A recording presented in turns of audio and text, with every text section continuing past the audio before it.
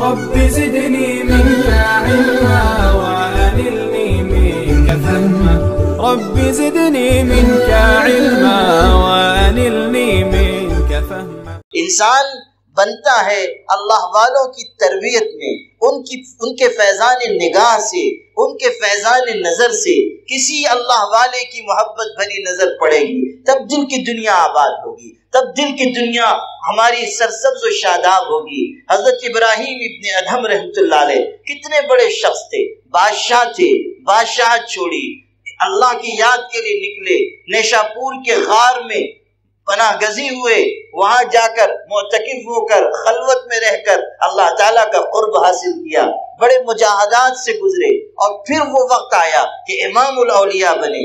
اب سننا، ایک دن راستے سے گزر رہے تھے، ان کی نظر پڑی کہ راستے کے کنارے ایک شخص پڑا ہوا ہے اور وہ شراب کے نشے میں ہے اور جوان ہے، شرابی جوان ہے، پڑا ہوا ہے اور شراب کے نشے میں بالکل مدہوش ہے اور قے ہوئی ہے، کپڑے خراب ہیں، کتے آس پاس ٹہل رہے ہیں، مکھیاں چہرے پر بیٹھ رہی ہیں. اللہ والوں کے دل کتنے پاکیزہ ہوتے ہیں، کتنے نرم ہوتے ہیں، خلق خدا کی محبت سے لبریز کس طرح ہوتے ہیں.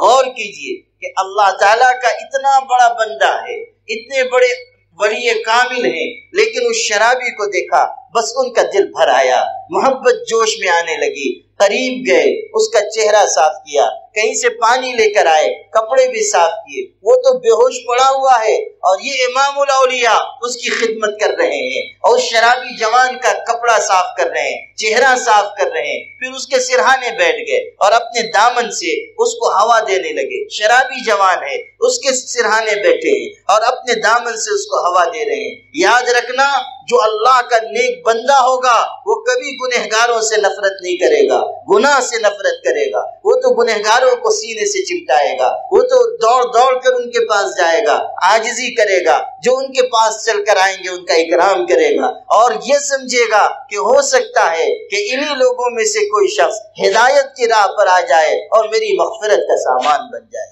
یہ احساس ہوتا ہے. وہ اتنے بڑے انسان ہیں اور بیٹھ کر اپنے دامن مبارک سے اس کو ہوا دے رہے ہیں. تھوڑی دیر کے بعد وہ مدہوش جوان ہوش میں آیا. اب جو اس کی نظر پڑی تو اس نے دیکھا کہ حضرت ابراہیم ابن ادھم سرہانے بیٹھے ہوئے ہیں. بس وہ کانپ گیا، بجلی کی طرح وہ کھڑا ہوا اور اس نے کہا، حضرت آپ کہاں بیٹھے ہوئے ہیں؟ میں تو شرابی انسان ہوں، بدکار ہوں، آپ میرے قریب سے چلے جائیے، آپ میرے نزدیک بیٹھ کر مجھ کو اور گنہگار مت کیجیے، آپ کو اللہ کا واسطہ آپ جائیے. نظر پڑی کپڑے پر، چہرے پر، تو کہنے لگا، شاید میرا کپڑا آپ نے صاف کیا ہے، میرا چہرہ بھی آپ نے صاف کیا ہے، یہ آپ نے مجھ کو شرمندہ کر دیا، آپ کو میرے قریب نہیں آنا چاہیے تھا. اور یہ کہتے ہوئے ندامت کی وجہ سے وہ رو پڑا. حضرت ابراہیم ابن ادھم نے آگے بڑھ کر اس کو سینے سے چمٹا لیا، کہا، بیٹا کیوں روتا ہے؟ توبہ کر لے گا، پاک ہو جائے گا، خدا کی نگاہ میں عزیز ہو جائے گا. اگر تو اللہ کی طرف بڑھے گا تو اللہ کی رحمت بھی تیری طرف بڑھے گی. وہ بھی رو رہا ہے اور اس کے رونے کی وجہ سے حضرت بھی رو رہے ہیں. اتنے میں اللہ تعالیٰ کی طرف سے الہام ہوا ابراہیم ابن ادھم کو، اور یہ کہا گیا کہ او ابراہیم ابن ادھم، جو جوان تیرے سینے سے چمٹا ہوا ہے اسے ہم نے اس زمانے کے اولیاء میں شامل کر دیا، ہم نے اپنا دوست بنا لیا. یہ حیران ہو گئے، یہ تعجب میں ہے کہ اتنا اونچا مقام کیسے اس کو مل گیا. ابھی تو اس نے پوری توبہ بھی نہیں کی، ابھی تو اس نے پوری طرح نماز روزے کی پابندی بھی نہیں کی، یہ مقام کیسے مل گیا؟ کہا، اللہ آپ جس کو جو دینا چاہیں دے سکتے ہیں، آپ کی عطا اور بخشش کو کون روک سکتا ہے؟ لیکن مجھ کو یہ بتا دیجئے کہ آپ کو کون سی ادا اس کی پسند آ گئی کہ آپ نے اس کو یہ مقام دیا؟ تو اوپر سے یہ جواب آیا، اللہ نے یہ جواب دیا، اور یہی میں آپ کو سنانا چاہتا تھا. ارشاد ہوا کہ غسلت وجہہ لاجلی فغسلت قلبہ لاجلی، کہ ابراہیم تو نے میری محبت میں اس کا چہرہ صاف کیا تو میں نے تیری محبت میں اس کا دل صاف کر دیا، میں نے تیری محبت میں اس کے دل کو پاکیزہ بنا دیا.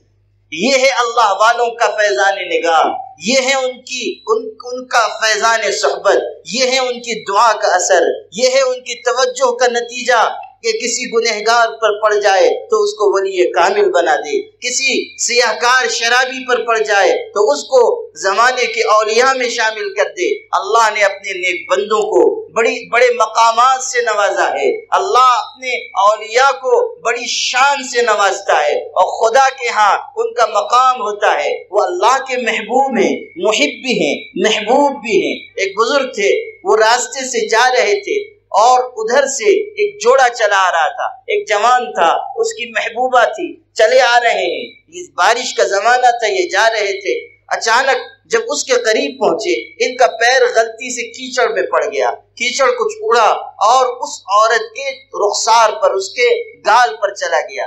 وہ جو اس کے ساتھ میں جوان تھا اس کو غصہ آ گیا اور اس نے ایک تماچا اس بزرگ کو مار دیا کہ تجھ کو دیکھا نہیں جاتا ہے اور تو دیکھ کر نہیں چلتا ہے، ایک تماچا مارا۔